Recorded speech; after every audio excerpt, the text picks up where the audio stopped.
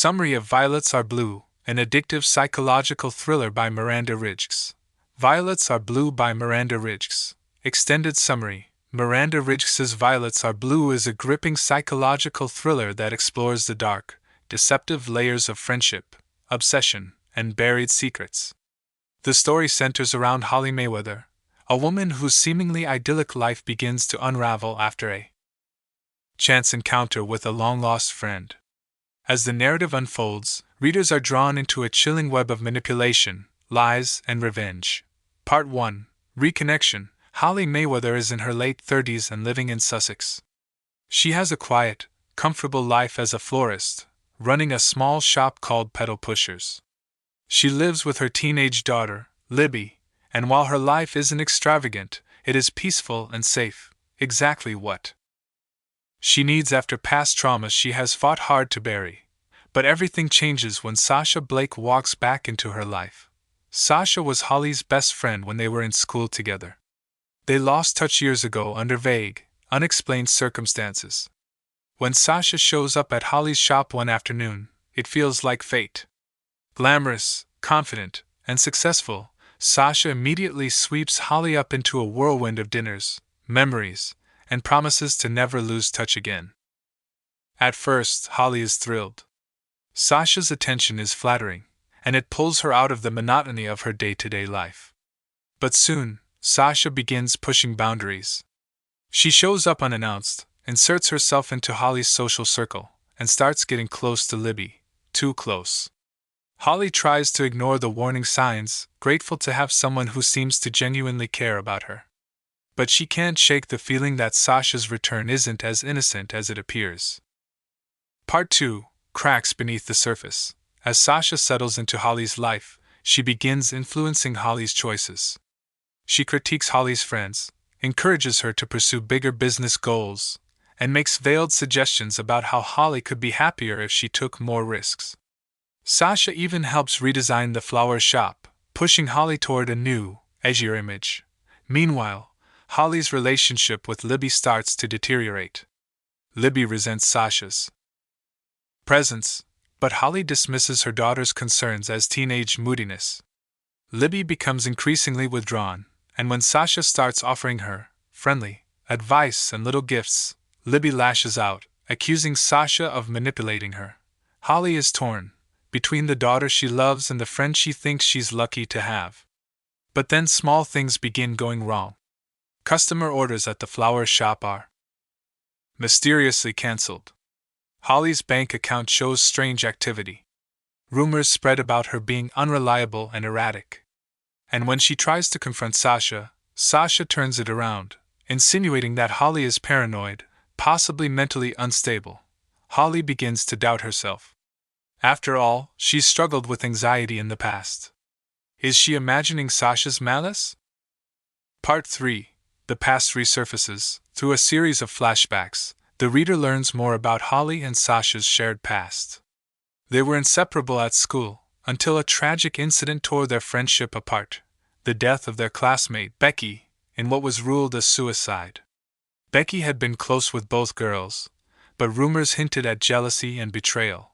As the novel progresses, it becomes clear that Sasha has not returned simply to rekindle their friendship. She's come to settle old scores. She blames Holly for what happened to Becky and believes Holly ruined her life. Sasha has spent years crafting the perfect plan for revenge, and now she's executing it, piece by piece. She infiltrates every part of Holly's life, isolates her from her friends, poisons her relationship with Libby, and even targets her business. It's psychological warfare, and Holly is on the verge of breaking. Part 4. Breaking point. Holly finally begins to see Sasha's true colors when she discovers surveillance photos hidden in Sasha's bag. Images of Libby, their house, and Holly's every move.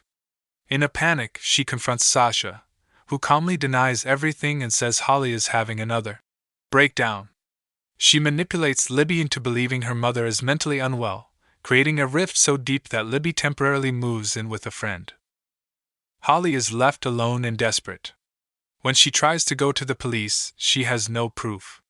Sasha has erased her tracks, staged events to look like Holly's fault, and expertly gaslight her at every turn. But Holly is no longer the frightened girl Sasha once knew. She begins to dig into Sasha's past and uncovers shocking truths. Sasha has changed her name more than once. She has a history of psychological abuse in previous relationships. And she's been connected to suspicious disappearances in other towns. The final straw comes when Holly finds Becky's old diary, which had been missing for years. In it, Becky writes about a toxic triangle of friendship, manipulation, and betrayal, not with Holly, but with Sasha. Becky had planned to tell the truth about Sasha's cruelty before she died. Armed with this evidence, Holly confronts Sasha one last time. This time, she records the conversation, capturing Sasha's confession and threats. The truth is finally out. Part 5, Resolution and Aftermath. The climax is a tense, dramatic showdown in the flower shop. Sasha, unhinged and dangerous, threatens Holly in front of Libby, who has secretly come to check on her mother. Libby sees Sasha's true nature firsthand and calls the police. Sasha is arrested, and Holly's name is cleared. But the damage is done. Holly's life is forever altered. Her shop is scarred, her trust in others shaken, and her daughter deeply affected. In the aftermath, Holly begins therapy and slowly rebuilds her life. She focuses on healing her bond with Libby and learning to trust herself again. The flower shop is renamed New Blooms, a symbolic fresh start. Holly knows the trauma won't disappear overnight, but she also knows that she is stronger than the woman she used to be. Themes and psychological elements. 1. Gaslighting manipulation. One of the central themes of Violets Are Blue is psychological manipulation. Sasha's tactics are subtle at first: small lies, passive-aggressive comments, undermining Holly's confidence, but they escalate into full-scale gaslighting. The novel vividly portrays how even the most intelligent, grounded individuals can be manipulated when trust is weaponized. 2. Revenge. Sasha's actions are driven by a long-held belief that Holly wronged her. The slow-burn nature of her vengeance makes the story compelling, and the reader experiences the dread as Sasha's intentions become clearer. Her obsessive need for retribution highlights how unresolved trauma can fester into something dark and destructive. 3. The fragility of memory and truth. Holly questions her own memories throughout the novel, unsure whether her perception of events is real. This taps into deeper questions of how truth can be distorted, especially when someone else is determined to rewrite history. 4. Female friendship and betrayal. The novel also explores the complexities of female friendship, its emotional depth, its vulnerabilities, and the pain of betrayal. The breakdown of Holly and Sasha's relationship feels particularly personal, adding a layer of emotional intensity that distinguishes this thriller from more plot-driven stories. Final thoughts. Violets Are Blue is a tightly plotted psychological thriller that delivers both emotional depth and nerve-wracking suspense. Miranda Rijks crafts a haunting story of trust betrayed and sanity questioned. With a relatable protagonist, a deeply chilling antagonist, and themes that strike close to home, the book keeps readers on edge until the final pages. For fans of domestic suspense and character-driven thrillers, this is a compelling read that lingers long after the last chapter.